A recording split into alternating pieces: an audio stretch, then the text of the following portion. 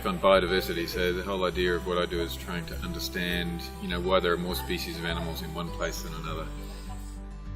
We're looking at what the impacts of climate change will be on that biodiversity. Well, on this trip, it's a undergraduate teaching course, and so the whole idea of this trip is to, show the students the forest, show them the animals, get them enthusiastic about preserving it, and sort of, get them all motivated to become field and conservation biologists in the future.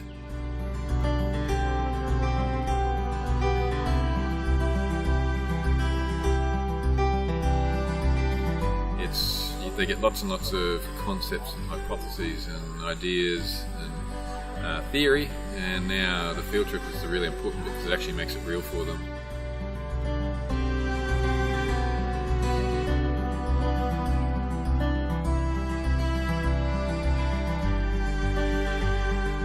Okay, so I think field trips are a pretty awesome opportunity to get some hands-on field experience, which is what I do now for my project, but it gives you a chance to look at so many different aspects of it, like cage trapping, bird surveys, nocturnal surveys, see some awesome animals that you wouldn't see around Townsville, and yeah, it's just pretty cool.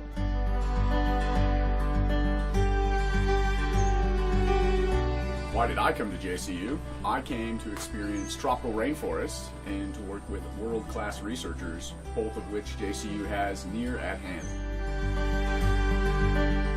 To work in the rainforest and do a lot of different sampling. Today we did mist netting with bird surveys, and we also did reptile surveys in the forest to look at different diversity and species richness in certain areas in the forest.